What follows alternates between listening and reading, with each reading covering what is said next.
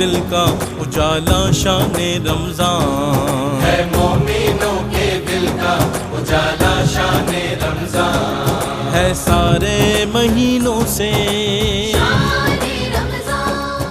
بسم اللہ الرحمن الرحیم۔ مولا یا صلی وسلم دائماً ابدا علی حبیبک خیر الخلق کلہم۔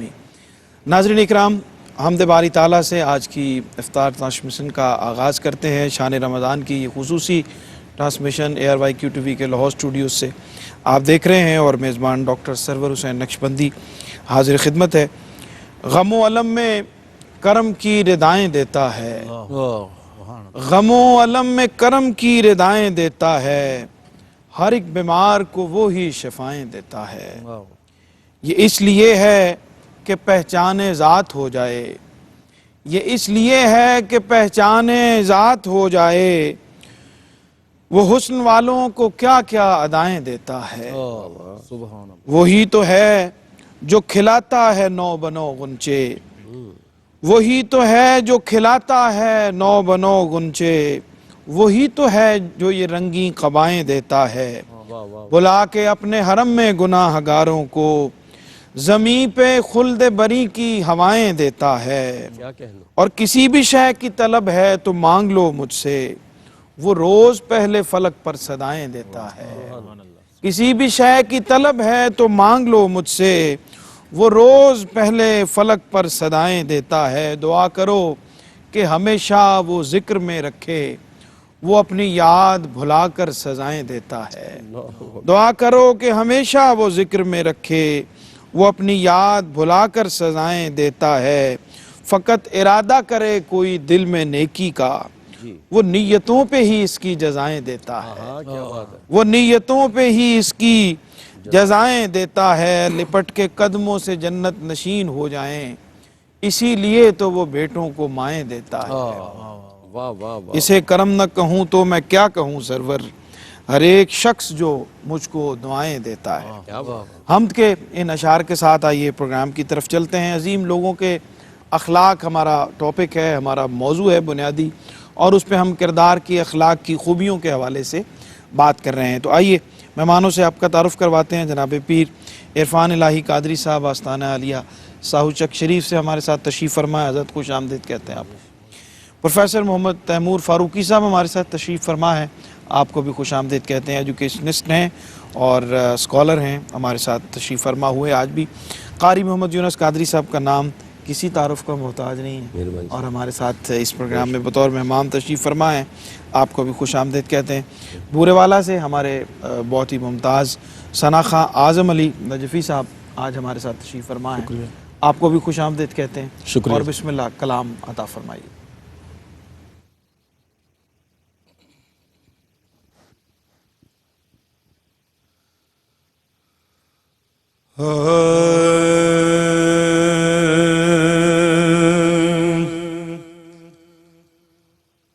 دید طیبہ میں یہ دل دیوانہ ہے، سودا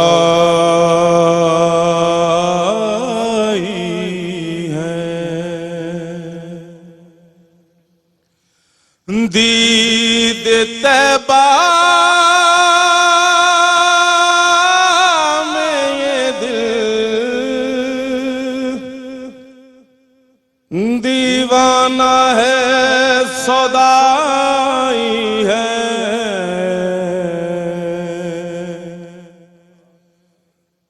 پھر مدینے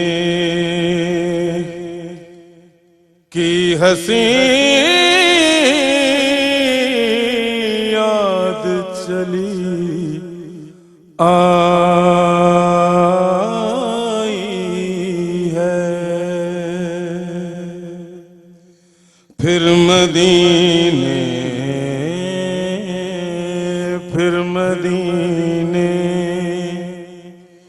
کی حسین یاد چلی آئی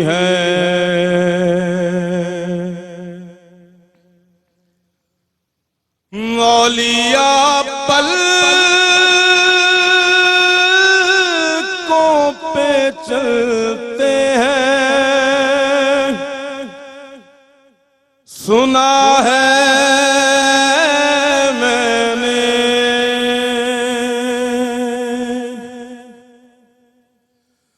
اولیاء پلکوں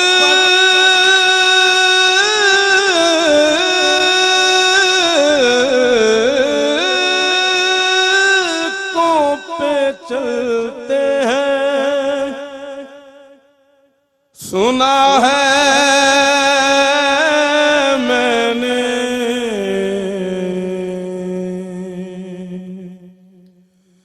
یہی احساس میری عمر کی کمائی ہے، یہی احساس میری عمر کی کمائی ہے۔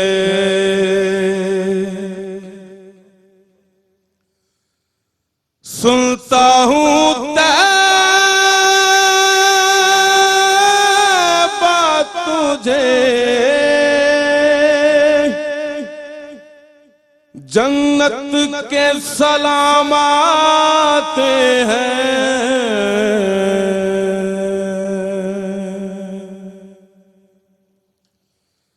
سنتا ہوں تیبہ تجھے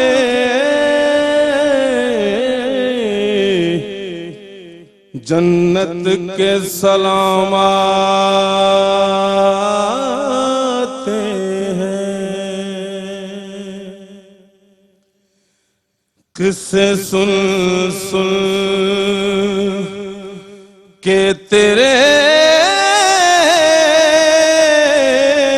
آنکھیں بھر آئی ہے، پھر مدینے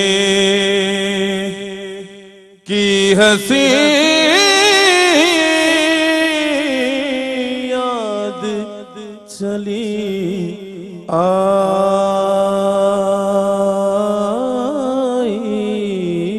ہے۔ کیا کہنے، سبحان اللہ سبحان اللہ۔ سلامت رہیں جناب۔ شکریہ پیر صاحب، گفتگو کا آغاز کرتے ہیں۔ ہمارے ہاں عمومی رویہ یہ ہے کہ خلاف طبیعت، خلاف مزاج بات ہو جائے تو فوراً اس کے اوپر ریئیکشن دینا اور منفی رویے پہ اتر آنا، بد تہذیبی پہ اتر آنا، یہ ہمارا عمومی رویہ ہے۔ تو بڑے لوگوں کے ہاں اس معاملے میں کہ جب آپ کوئی آپ کی مخالفت کر رہا ہے یا آپ کے مزاج کے خلاف کوئی بات کر رہا ہے تو ان کا رویہ کیسا ہوتا تھا، فرمائیے۔ بسم اللہ الرحمن الرحیم۔ بہت شکریہ ڈاکٹر صاحب، بڑا خوبصورت موضوع ہے اور یہ عصر حاضر کے تقاضوں کو اپنے اندر سموئے ہوئے ہے۔ مزاج، رویے، طبیعت، یہ ایک ایسا علم ہے جو تھیوری سے کم آتا ہے، پریکٹیکل سے زیادہ آتا ہے۔ جب ہم نے پڑھ لیا کہ صبر کرنا چاہیے، ہم نے پڑھ لیا کہ جو صابرین ہیں ان کا بڑا درجہ ہے، ہم نے پڑھ لیا کہ غصے کو کنٹرول کرنا چاہیے، لیکن اس پر جب پریکٹیکل ہوتا ہے، جب عملی پہلو میں ہم جاتے ہیں جی کہ کوئی شخص ہمارے خلاف توقع بات کرتا ہے، پھر اس وقت ہم خاموش رہیں اور صبر کریں، پھر اس وقت پتہ چلتا ہے کہ رویے پہ چلنا کتنا خوبصورت عمل ہے۔ اب جو یہ رویے ہیں یہ خود بنائے جاتے ہیں، ان میں اپنے آپ کو ڈھالا جاتا ہے، یعنی ہماری صورت تو خلق کی صورت میں بن گئی، خلق ہے، ہم نے اس خلق کو خلق میں کیسے لانا ہے؟ جی ہم نے اپنے طریقہ کار کو، اپنے رویوں کو، اپنے جذبات کو اس امر پر، اور ایک دوسری بات یہ ہے کہ اس سوال کا تعلق عقیدہ توحید کی طرف بھی جاتا ہے۔ ٹھیک۔ مولا علی شیر خدا کرم اللہ وجہ الکریم سے کسی نے پوچھا کہ حضور کیسے پتہ چلے کہ اللہ وحدہ لا شریک ہے؟ تو آپ نے فرمایا کہ جو تو چاہتا ہے وہ نہ ہو تو سمجھ اللہ ہے، اور جو تو نہیں چاہتا وہ ہو جائے تو سمجھ اللہ ہے. یعنی حالانکہ ہمارا سوال جو ہے وہ اس نہج پر ہے، ارادوں کے بدلنے سے اپنے رب کو پہچان. اپنے رب کو پہچانتا ہے. اب رویوں کے جو تغیرات ہیں اس پر بھی بڑے لوگوں کا رویہ یہ ہے کہ جب انہیں کوئی تکلیف دیتا ہے تو وہ اسے جو ہے سکھ دیتے ہیں. حضرت امام حسن مجتبیٰ شبیہ مصطفیٰ علیہ السلام کی بارگاہ میں ایک شخص آیا اور اس نے آ کر آپ کو برا بھلا کہنا شروع کر دیا. آپ نے فرمایا تمہیں بھوک لگی ہے؟ اس نے اور برا بھلا کہنا شروع کر دیا. آپ نے فرمایا تجھ پر اپنی غربت بھی ہے، افلاس ہے، تنگ دستی ہے. اب وہ اس نے اور برا بھلا کہنا شروع کیا. آپ نے خادم سے فرمایا جلدی سے اس کو پانی پیش کرو، اس کو کھانا دو اور جاتے وقت اس کو چاندی کے سکے بھی دے کر بھیجو، اس لیے کہ یہ سخت ضرورت مند ہے. اس لیے ڈاکٹر صاحب ہمارے جو رویے ہیں، ہمیں کو برا بھلا کہتا ہے اس پر صبر کر لینا یہ عظیم لوگوں کا شیوا ہے. اور ہم اگر اہل بیت اطہار، صحابہ کرام رضوان اللہ تعالیٰ علیہم اجمعین اور رسالت مآب صلی اللہ علیہ وسلم کی سیرت طیبہ کو دیکھیں، اولیاء، صوفیاء، عرفاء کی طرف اگر ہم توجہ لے جائیں اور ان کی تاریخ کا مطالعہ کریں تو ہم نے یہ دیکھا کہ جب لوگوں نے انہیں دکھ دیے ہیں انہوں نے لوگوں کے لیے دعائیں کی ہیں. جب لوگوں نے ان کو تکلیف پہنچائی ہے انہوں نے لوگوں کے لیے آسانیاں پیدا کی ہیں. جب لوگوں نے ان کو برا بھلا کہا ہے انہوں نے مسکرا کر اس کو اس طریقے سے ٹال دیا ہے کہ انہوں نے یہ سوچا کہ ہمیں تو کسی نے کہا تک نہیں ہے. اور اس امر پر مسکرا دینا یہ رویوں کا خوبصورت طریقہ ہے. کیا بات. آپ کی اجازت وہ ایک شعر مجھے یاد آیا آپ کی گفتگو سے. بسم اللہ. ہمارے لہجے میں یہ توازن بڑی صعوبت کے بعد آیا. اللہ اکبر. ہمارے لہجے میں یہ توازن بڑی صعوبت کے بعد آیا. کئی مزاجوں کے دشت دیکھے، اللہ کئی رویوں کی خاک چھانے. تو یہ عمر لگتی ہے لوگوں کے مزاج ان کو برداشت کرنے میں اور ان کے ساتھ اپنا انٹریکشن کرتے ہوئے، اور یہ توازن مزاج میں اور رویوں کو دیکھنے کے بعد آتا ہے. اور ہمارے ساتھ رہیے، لوٹتے ہیں ایک مختصر سے وقفے کے بعد. کہتے ہیں وقفے کے بعد آپ کو پروگرام دیکھ رہے ہیں آپ عظیم لوگوں کے اخلاق. اور بریک پہ جانے سے پہلے ہم رویوں پہ، مزاجوں کے حوالے سے بات کر رہے تھے کہ کس طرح ان کو برداشت کرتے ہوئے اپنے مزاج میں، اپنے رویے میں تبدیلی لائی جا سکتی ہے. بلکہ یہ تربیت کا بہترین انداز ہوتا ہے کہ آپ کو تند خو لوگوں کے ساتھ آپ کا واسطہ پڑے اور آپ اس پہ تہذیب کا مظاہرہ کریں اور پھر یہیں سے تربیت آگے بڑھتی ہے. قاری صاحب، دشمنی، جی سر، لوگوں کے ساتھ مخالفت، مخاصمت، لڑائی جھگڑا، یہ ظاہر ہے کہ زندگی میں رہتے ہوئے ہو جاتا ہے. لیکن بڑے لوگوں کے ہاں اس کے بھی کچھ اصول اور ضوابط ہوا کرتے تھے اور ہونے چاہیے دشمنی کے. اور ہمارے ہاں یہ کہا جاتا ہے کہ عقل مند دشمن جو ہے نا جی، وہ ہونا چاہیے، اور وہ ایسے دوست سے بہتر ہے کہ جو عقل مند نہ ہو، جس میں بے وقوفی کی علامات پائی جائیں. صحیح. تو دشمن کا عقل مند ہونا اور خود کسی کے ساتھ مخاصمت ہو جاتی ہے تو اس پہ کیسا رویہ ہونا چاہیے، کس طرح سے اس کو ہینڈل کرنا چاہیے؟ جی ڈاکٹر صاحب، بڑی اہم گفتگو ہے آج کی الحمدللہ. اور اس حوالہ سے ظاہر ہے آپ نے جو پہلا جملہ بولا نا، بڑے لوگ، تو بڑا پن تبھی ہوتا ہے کہ جب رب کائنات کسی بندے کے اندر عفو و درگزر کا مادہ پیدا کر دیتا ہے. جی، اس کے اندر رب کائنات معاف کرنا، رب کائنات اسے عطا فرما دیتا ہے. دیکھیں سرکار دو عالم صلی اللہ علیہ وآلہ وسلم کی حیات طیبہ کو جب ہم دیکھتے ہیں، مشاہدہ کرتے ہیں، تو آپ کی زندگی کے اندر آپ دیکھیں پہلے 15 سال چاروں طرف کانٹے کانٹے تھے، لیکن کریم آقا علیہ السلام نے ان کے ساتھ کس طرح محبت کے ساتھ معاملہ طے کیے. یعنی آپ کے سامنے وہ سب سے بڑا واقعہ آپ دیکھیں نا، طائف کے اندر کیا ہوتا ہے اور کس قدر دشمنی کر رہے ہیں. سرکار دو عالم انہیں جنت کی طرف بلا رہے ہیں اور وہ دشمنی کر رہے ہیں اور پتھر مار رہے ہیں، لیکن کریم آقا علیہ السلام ان کے لیے دعائیں ہدایت کر رہے ہیں. کریم آقا علیہ السلام کی بارگاہ اقدس میں ابو جہل آتا ہے اور آگے دشمنی کا اظہار کرتا ہے اور آگے کہتا ہے جی آپ کا چہرہ ایسا ہے، آپ ایسے ہیں، آپ ایسے ہیں. سرکار دو عالم فرماتے تو سچ کہا. تاجدار صداقت آتے ہیں، وہ سرکار دو عالم کی چہرہ نور کو دیکھتے ہیں تو کہتے ہیں یا رسول اللہ آپ جیسا تو حسین ہی کوئی نہیں ہے. تو کہا یا رسول اللہ وہ آیا تو اس نے برے الفاظ کہے تو آپ نے اسے بھی کہا تو نے سچ کہا، اور میں نے آپ کی بابت اچھے الفاظ کہے، مجھے بھی کہا سچ کہا. فرمایا کہ میں ایک آئینہ ہوں، تو اس کو اپنا چہرہ نظر آیا. سرکار دو عالم صلی اللہ علیہ وآلہ وسلم عفو و درگزر کریم آقا کی زندگی کے اندر، سبحان اللہ، آپ فتح مکہ پورا دیکھ لیں، ہزاروں واقعات ہمارے سامنے آتے ہیں کہ دشمنی کی کیا کیا مثالیں ہیں، اور لیکن کریم آقا علیہ السلام ان کے لیے اعلان محبت کر رہے ہیں. یہ کریم آقا علیہ الصلوۃ والسلام کشف المحجوب کے اندر رقم ہے کریم آقا علیہ الصلوۃ والسلام کی یہ جو شان ہے، پھر اولیاء اللہ کو رب کائنات نے عطا فرمائی۔ حضرت ذنون مصری رحمۃ اللہ تعالی علیہ کشتی میں بیٹھے ہیں اور سامنے دوسری کشتی میں کچھ لوگ سوار تھے اور وہ گانا بجانا اور وہ آوازیں بلند کر رہے تھے، شور و غل کر رہے تھے۔ تو کسی شخص نے کہا کہ آپ اللہ کے ولی ان کے لیے دعائے ضرر کریں، دعائے بد کریں۔ تو آپ نے کہا چلو دعا کرتے ہیں، سب کے لیے ہاتھ بلند کرو۔ سب نے ہاتھ بلند کیا، آپ نے دعا کی، کہا یا اللہ یہ جس طرح یہاں کشتی میں خوش ہے، جنت میں بھی اسی طرح ان کو خوشی میں داخل کر دینا، یہ اسی طرح ہنسی خوشی کے ساتھ جنت میں داخل ہو جائیں۔ جب وہ کشتی قریب آئی، انہوں نے ضرور مصری علیہ رحمت کو دیکھا کہ جناب ہم تو ان کو تنگ کر رہے ہیں، ان کو جناب آوازیں لگا رہے ہیں، آوازیں کس رہے ہیں، اور یہ ہمارے لیے دعائیں محبت کر رہے ہیں۔ تو آتے ہی انہوں نے ضرور مصری علیہ رحمت کا چہرہ دیکھا، انہوں نے کہا جی ہم توبہ کرتے ہیں، آلات موسیقی آپ نے توڑ دیے۔ تو اللہ پاک نے انہیں ہدایت کا نور عطا فرما دیا۔ تو اہل اللہ جو ہوتے ہیں وہ دشمنی کا جواب دشمنی سے نہیں بلکہ ادفع باللتی ہی احسن، وہ جناب سیئہ کا جواب حسنہ کی صورت میں عطا فرماتے ہیں۔ ٹھیک پروفیسر صاحب، غصہ ایک فطری چیز ہے، اس کا آنا بھی فطری چیز ہے، اور بنیادی چیز ہے کنٹرول آن اینگر، کہ جب غصہ آتا ہے تو آپ اس کو سنبھالتے کیسے ہیں، اس پہ بیہیو کیسے کرتے ہیں۔ تو وہیں سے آپ کی تربیت کا اندازہ ہو جاتا ہے کہ غصہ آنا ایک فطری عمل ہے، لیکن اس میں آپ اس وقت کو کنٹرول کیسے کرتے ہیں۔ اور عمومی طور پر یہ کہا جاتا ہے کہ 5 سے 7 منٹ کا اس کا ڈیوریشن ہے، میکسیمم 10 منٹ کا وقت ہوتا ہے اس کا، لیکن اب وہ چند منٹ میں اپنے آپ پر کنٹرول نہ کرنے کی وجہ سے بہت سارے نقصانات لوگ کر لیتے ہیں اور پھر زندگی بھر اس کو بھگتتے ہیں۔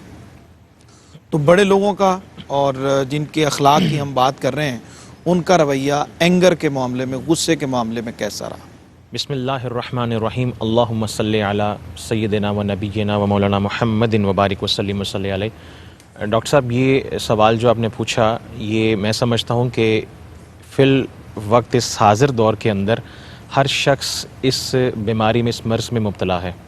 ہمارے اندر اگریشن اور اگریسو بیہیویئر اپنی پیک پر ہے۔ ہر شخص دوسرے شخص کے ساتھ بڑے غصے سے اور بڑے ایک جذباتی کیفیت میں بات کرتا ہے۔ سب سے پہلی بات جو آپ نے کہی کہ غصہ ایک غیر اختیاری عمل ہے، فطری عمل ہے، اور وہ انسان کے اندر آٹومیٹیکلی وہ بائی ڈیفالٹ ہے۔ لیکن غصے کا زیادہ ہو جانا یہ انسان کے لیے برا ہے۔ سب سے پہلی بات کہ غصہ ہے کیا؟ غصہ کہتے کس کو ہے؟ غصہ انسان کے نفس کے اس جوش کا نام ہے جو کسی کے خلاف اس کو ابھارتا ہے۔ ٹھیک۔ اب اس کی مثال میں اس طرح دوں گا کہ علماء کرام، فقہا، صوفیاء نے لکھا کہ جو غسیلہ بندہ ہوتا ہے، غسل کرنے والا، اس کو غصہ کرنے والا ہوتا ہے، وہ انتہائی ایک غیر محتاط رویہ رکھتا ہے دوسروں کے ساتھ۔ اس کی مثال وہ دیتے ہیں کہ غصہ کرنے والے بندے کی مثال ایک گیند جیسی ہے۔ جس طرح بچے ایک گیند کو اچھالتے ہیں، کبھی پھینکتے ہیں، کبھی دائیں کبھی بائیں، کبھی اوپر کبھی نیچے۔ جو غصے والا شخص ہوتا ہے، شیطان اس کے اوپر اپنا جال پھینکتا ہے، اور اس کو بھی، غصے والے شخص کو بھی، وہ اپنے شیاطین کے گروہ کے اندر وہ پھینکتا ہے۔ شیطان اس چیز سے واقف ہوتا ہے کہ بے شک یہ اس کی دعائیں قبول ہوتی ہیں، یہ عبادت اور ریاضت کرتا ہے، یہ انتہائی نیک ہے، لیکن اس کا غصہ اس کو اس حد تک پہنچا دیتا ہے جس سے وہ اللہ کی ناراضگی مول لے لیتا ہے۔ ٹھیک۔ تو اس لیے جو ایک غصہ ہے وہ انسان کو تباہی اور بربادی کی طرف لے کر جاتا ہے۔ اس کی مثال میں دوں گا کہ اس کا جو ایک عمل ہے کہ انسان کو غصے کی حالت میں کرنا کیا چاہیے؟ برداشت، ٹالرنس، کہ اسلام بھی ہمیں یہی سکھاتا ہے، صبر کرنا چاہیے۔ ان اللہ مع الصابرین، قرآن بھی یہ کہتا ہے کہ اگر تم کسی ایسی بات پر صبر کرو کہ جب تمہاری طبیعت کے خلاف ہو تو اللہ کو تم یاد کرو، اللہ تمہارے ساتھ ہے۔ حضرت علی کرم اللہ وجہہ الکریم کا ایک واقعہ میں عرض کروں کہ جب آپ جنگ کے ایک میدان میں تھے، آپ نے کافر کو زمین پر گرایا، اس کے اوپر آئے اور اس کے اوپر تلوار سونت دی۔ تو جب اس کافر نے دیکھا کہ اب میرا موت کا وقت قریب ہے، اس نے آپ کے منہ پر تھوک دیا۔ حضرت علی فوراً پیچھے ہوئے، اس نے پوچھا کہ علی معاملہ کیا ہے؟ تم تو مجھے مارنے کے درپے تھے، اب تم پیچھے ہو گئے۔ تو آپ کے وہ تاریخی کلمات، وہ آب زر سے لکھے جانے والے وہ جملے، وہ بڑے خوبصورت ہیں۔ آپ نے فرمایا کہ میں اللہ کے لیے تلوار سے لڑتا ہوں، ٹھیک، میں اپنی نفس خواہشات کے لیے لڑتا، میں اللہ کا شیر ہوں، میں اپنی خواہشات کا شیر نہیں ہوں۔ نبی علیہ السلام نے اس لیے ایک موقع پر ایک صحابی رسول حاضر خدمت و عرض کی، یا رسول اللہ وصیت کیجئے۔ تو آقا علیہ السلام نے فرمایا کہ غصہ مت کیا کرو، غصہ مت کیا کرو۔ 3 مرتبہ سوال پوچھا، 3 مرتبہ نبی علیہ السلام نے یہ فرمایا کہ غصہ مت کیا کرو۔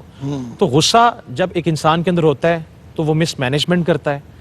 اگریسو بیہیویئر اور اینگر مینجمنٹ جو ان سے نا وہ انسان کی ترقی کی راہ میں سب سے بڑی رکاوٹ ہے. ٹھیک. اور آپ نے ایک آخر میں جو بات کی کہ ہمیں کرنا کیا چاہیے، نبی علیہ السلام کے جو اعمال ہیں، حضور کی جو سیرت ہے، سنت ہے، وہ یہ ہے کہ جب غصہ آئے تو وضو کر لو، طاؤس پڑھ لو، اپنے آپ کو سجدے میں لے آؤ، اپنی گال کو زمین پر لگا کے یہ سوچو کہ اے مالک میں اس وقت خاک سے بنا ہوا ہوں اور تیری خاک میں لیٹا ہوا ہوں، اے مولا مجھے سکون اور آرام کی کیفیت عطا فرما. تو امید ہے کہ انشاءاللہ اس سے انسان کی طبیعت میں کچھ ایک بہتری پیدا ہو سکتی ہے. بالکل ٹھیک. ڈاکٹر صاحب آپ کی اجازت سے ایک جملہ عرض کرنا چاہتا ہوں. یہ غصہ جو ہے نا، غصہ کہ کریم آقا نے فرمایا اللہ کو جو سب سے پسندیدہ گھونٹ ہے وہ غصے کا گھونٹ ہے، اور جو بندہ جتنے غصے کے گھونٹ پیے گا اللہ پاک اسے اتنی مرتبہ کل بروز قیامت جنت میں اپنا دیدار عطا فرمائے. سبحان اللہ. اور یہ بھی فرمایا جو غصے کا گھونٹ پیتا ہے اسے یہ بھی اعزاز ہے ڈاکٹر صاحب آپ کے لیے اور بالعموم سب کے لیے.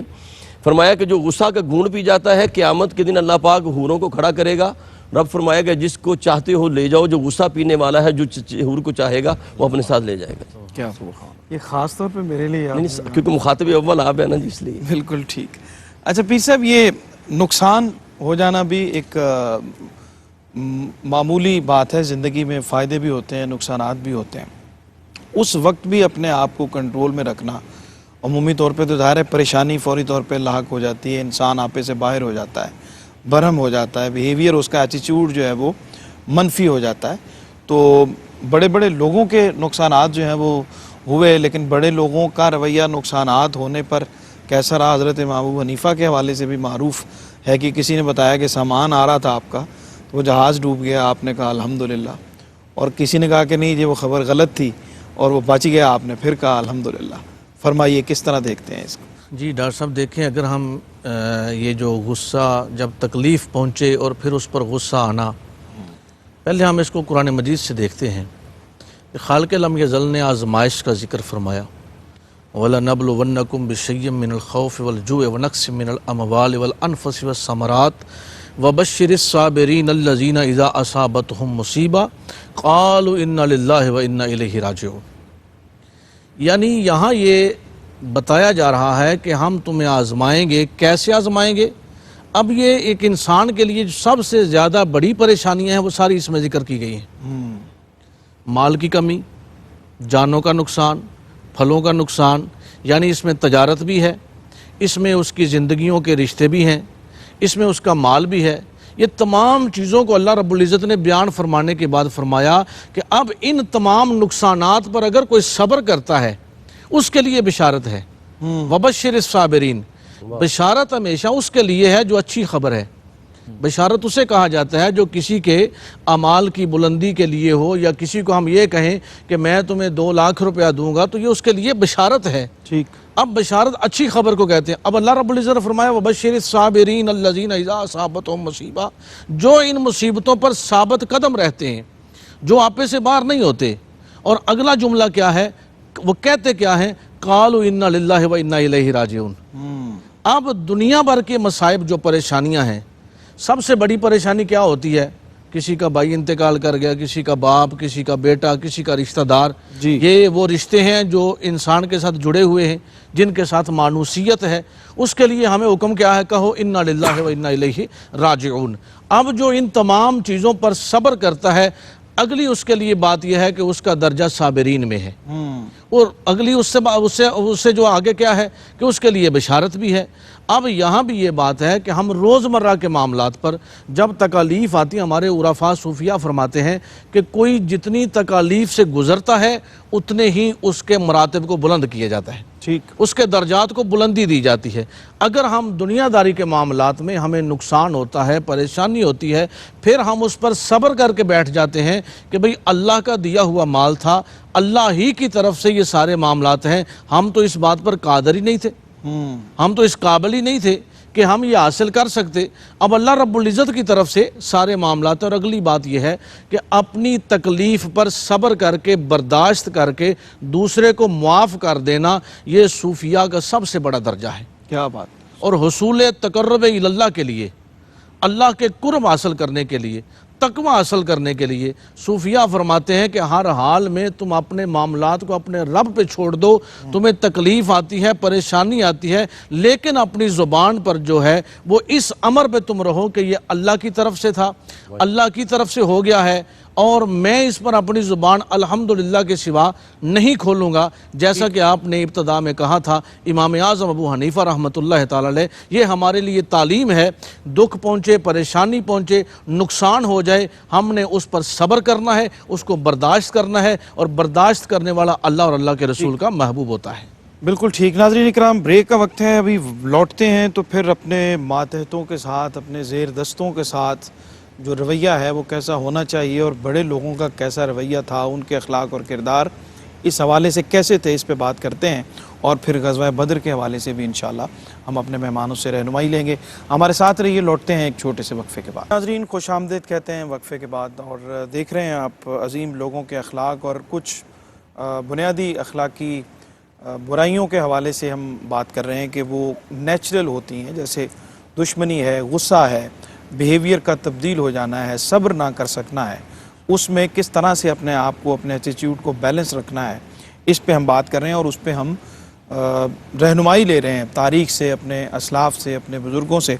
اور قاری صاحب ہمارے ساتھ تشریف فرما ہے. ماتحتوں کے ساتھ اپنے جو زیر دست لوگ ہیں، جو آپ کی نگرانی میں ہوتے ہیں، ان کے ساتھ جو رویہ ہے وہ کیسا ہونا چاہیے، اور بڑے لوگوں کا کیسا تھا. غلاموں کے ساتھ ہم دیکھتے ہیں کہ سرکار دو عالم صلی اللہ علیہ وسلم کا ذکر، اور پھر اس کے بعد یہ تسلسل سے رہا. ہمیں بھی کس طرح سے اس کو دیکھنا چاہیے؟ جی ڈاکٹر صاحب، سب سے پہلے تو کریم آقا علیہ الصلوۃ والسلام کی حیات طیبہ میں حضرت انس بن مالک رضی اللہ تعالیٰ عنہ، جو 10 سال سرکار دو عالم صلی اللہ علیہ وآلہ وسلم کی صحبت اور نوکری میں رہے، اور کریم آقا علیہ 9 سال کی عمر میں آئے تھے اور 19 سال کی عمر تک سرکار دو عالم کی خدمت کرتے رہے. اور آپ خود فرماتے ہیں، حضرت انس بن مالک فرماتے ہیں رضی اللہ تعالیٰ عنہ، کہ اس 10 سال کے دورانیہ میں کریم آقا علیہ الصلوۃ والسلام نے کبھی مجھے یہ نہیں فرمایا کہ یہ تم نے کام کیوں کیا اور یہ کیوں نہیں کیا. یعنی آپ اندازہ کریں.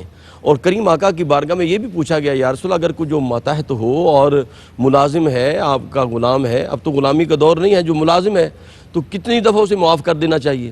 تو کریم آقا علیہ الصلوۃ والسلام نے فرمایا 70 مرتبہ اسے معاف کر دینا چاہیے دن میں. پھر آپ دیکھیں کریم آقا علیہ الصلوۃ والسلام تشریف لے جا رہے ہیں، اور حضرت ابو مسعود انصاری رحمۃ اللہ تعالیٰ، صحابی رسول ہیں بڑے پیارے، تو وہ اپنے غلام کو مار رہے تھے، سختی کر رہے تھے. تو کریم آقا علیہ الصلوۃ والسلام کا گزر ہوا، تو کریم آقا علیہ الصلوۃ والسلام نے فرمایا اللہ سے ڈرو. اب وہ جب یہ آواز سنی تو وہ کانپ گئے، دیکھا تو سرکار دو عالم جلوہ گر ہے. کہا یا رسول اللہ مجھے معاف فرما دیں. فرمایا کریم آقا کی بارگاہ میں، کریم آقا نے فرمایا کہ تو جس طرح اس پر تو گرپ کر رہا ہے، تیرا اختیار ہے، اللہ کا اختیار اس سے زیادہ تیرے اوپر ہے. تو عرض کی یا رسول اللہ آپ گواہ ہو جائیں، میں نے اس کو معاف فرما دیا. کریم آقا نے فرمایا اگر تو معاف نہ کرتا تو اللہ تجھے عذاب دیتا. تو اپنے ماتحتوں کے تحت چاہیے کہ ان کے ساتھ حسن سلوک کے ساتھ، محبت کے ساتھ پیش آنا چاہیے. ٹھیک.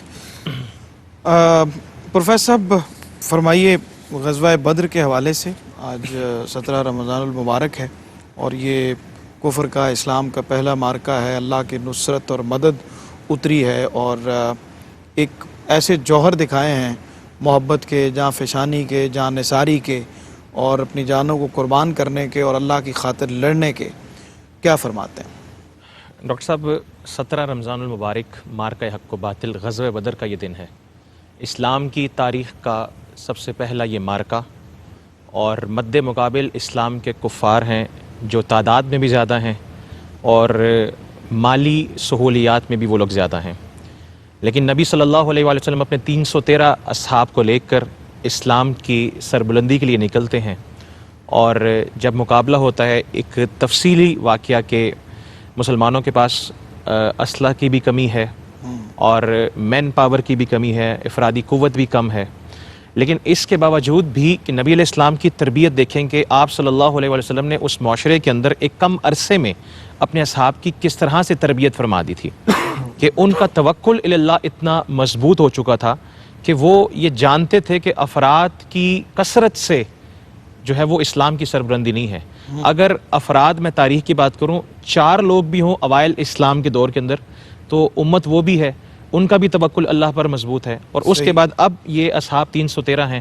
تو اللہ رب العزت نے اس یوم الفرقان کے دن کے موقع پر کثرت کفار کی زیادہ ہے اور مسلمانوں کی جو ہے وہ افرادی قوت کم ہے. اس کے باوجود بھی مسلمانوں کو فتح عطا فرمائی.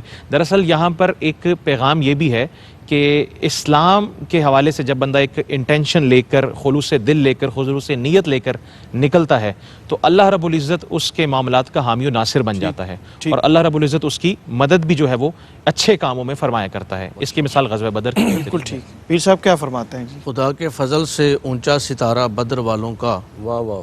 خدا کے فضل سے اونچا ستارہ بدر والوں کا، نبی کے دین کو بھی ہے سہارا بدر والوں کا. کفر کی طاقتیں مرعوب کر سکتی نہیں اس کو، جسے ملتا ہو قسمت سے اتارا بدر والوں کا. اور بتائے گا یہ بو جہل و مغیرہ، بتائے گا یہ بو جہل و مغیرہ، اتبا و شیبہ جہنم پہنچ کے رہتا ہے ہمارا بدر والوں کا. ڈاکٹر صاحب غزوہ بدر یوم الفرقان، یہ جہاں حق و باطل کا مارکا ہے وہاں یہ عشق و عقل کا مارکا بھی ہے. ٹھیک.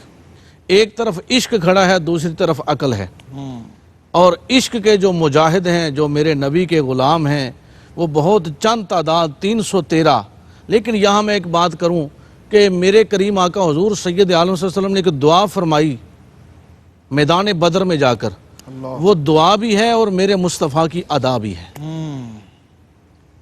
یا اللہ جو میرے تھے نا وہ میں لے کر گیا ہوں، اب اگر آج یہ مٹھی بھر مجاہدوں کو فتح و نصرت نہ ہوئی تو قیامت تک کے لیے تمہارا نام لینے والا کوئی نہیں ہوگا. اللہ. یعنی یہ وہ مارکا ہے، یہ وہ مارکا حق و باطل ہے کہ جس کو اس بات پر جو ہے وہ فصیل بن گیا ہے، حد فاصل ہے کہ اگر آج ان کو فتح و نصرت ملتی ہے تو قیامت تک کے لیے جو ہے کلمہ الائے جو توحید ہے وہ بلند رہے گا، اور اللہ رسول جو اللہ تعالیٰ کی وحدانیت اور رسالت مآب صلی اللہ علیہ وسلم کی رسالت کا جو فتح و نصرت کا علم ہے تب ہی بلند رہے گا. اگر ان 313 مجاہدین کو جو ہے وہ آج نصرت ملتی ہے، اور پھر نصرت بھی کن حالات میں ملتی ہے کہ وہ کھجور کی ٹہنیاں لے کر آتے ہیں تو وہ تلواریں بن جاتی ہیں، اور دوسری طرف ہزاروں کی تعداد میں جو ہے وہ کفار ہیں. لیکن یہی تو بات تھی جس کی طرف اقبال نے اشارہ کیا.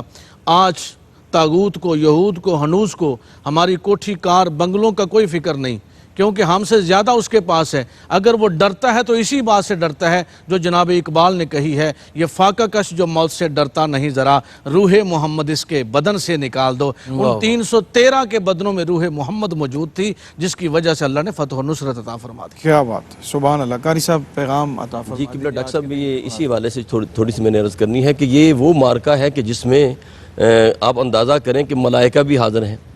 اِذْ تَسْتَغِیثُونَ رَبَّکُمْ فَاسْتَجَابَ لَکُمْ أَنِّی مُمِدُّکُمْ بِأَلْفٍ مِّنَ الْمَلَائِکَةِ مُرْدِفِینَ. اللہ پاک نے 1000 ملائکہ سے مدد فرمائی. پھر دیکھیں قبلہ ڈاکٹر صاحب سرکار دو عالم بھی موجود ہیں.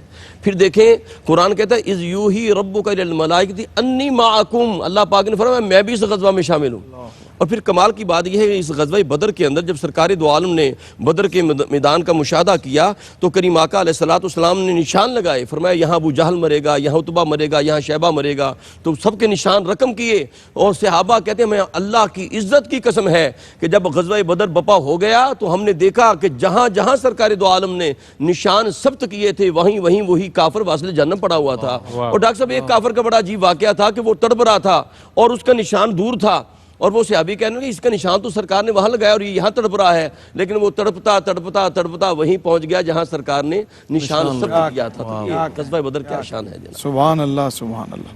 بہت شکریہ جناب پیر عرفان الہی قادری صاحب، جناب پروفیسر محمد تیمور فاروقی صاحب، جناب قاری محمد یونس قادری صاحب، اور جناب اعظم علی نجفی صاحب. ابھی آپ سے ہم کلام سنتے ہیں انشاءاللہ اور اسی پہ اختتام ہوگا. اور چند اشعار نعت کے آپ کی خدمت میں عرض کرتے ہوئے کہ اولین آپ ہیں، آخری آپ ہیں، سید و سرور مرسلین آپ ہیں، جن کا سکہ رواں 2 جہانوں میں ہے، وہ شہ آسمان و زمین آپ ہیں. ساری مخلوق کے رہبر و رہنما، جن کے سارے ہیں زیر نگیں آپ ہیں. آپ کو ہر جہاں کی خبر دی گئی، اس لیے رحمت عالمی آپ ہیں. رشک سے دیکھتا ہے اسے آسماں، جس جگہ میرے آقا مکیں آپ ہیں۔ واہ واہ واہ، آپ سا کس نے پایا ہے عز و شرف، آدمیت میں افضل ترین آپ ہیں۔ سورہ والضحیٰ میں یہ اعلان ہے، سورہ والضحیٰ میں یہ اعلان ہے، سب حسینوں سے بڑھ کر حسین آپ ہیں۔ واہ، آپ کو یہ بھی اعزاز بخشا گیا، حشر میں شافع مذنبین آپ ہیں۔ دو جہانوں میں ہے آسرا آپ کا، حامی سرور کمترین آپ ہیں۔ ناظرین اکرام، پروگرام انشاءاللہ ہمارا ARYQ TV کی کراچی اسٹوڈیو سے انشاءاللہ پروگرام جاری رہے گا۔ آپ سے کل ملاقات ہوگی، دعاؤں میں یاد رکھیے اللہ نگہبان۔ بسم اللہ کلام۔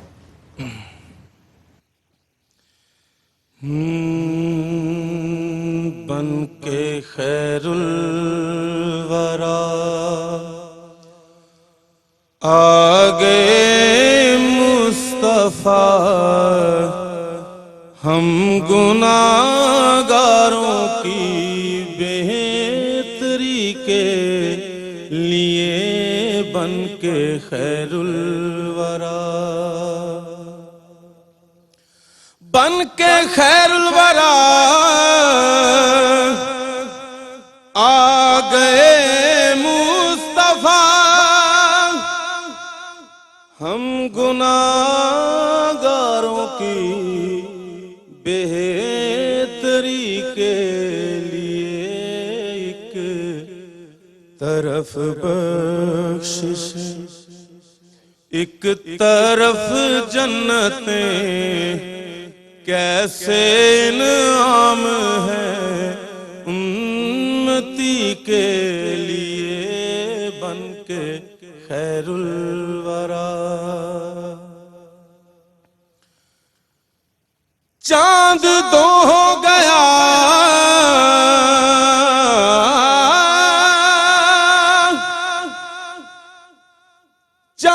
چاند دو ہو گیا،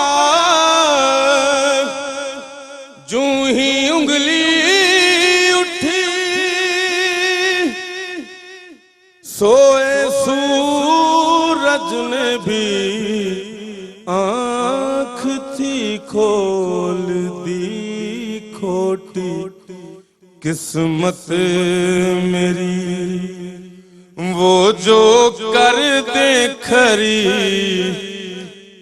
کیا یہ مشکل ہے میرے نبی کے لیے بن کے خیر الورا۔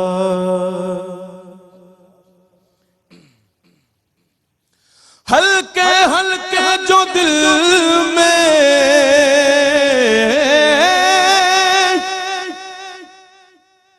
ہلکے ہلکے جو دل میں سرور آئے ہیں، بزم میں کملی والے ضرور آئے ہیں، ہاتھ پھیلاؤ کشکول لے کے سبھی بٹ رہے ہیں کرم ہر کسی کے لیے بن کے خیر الورا۔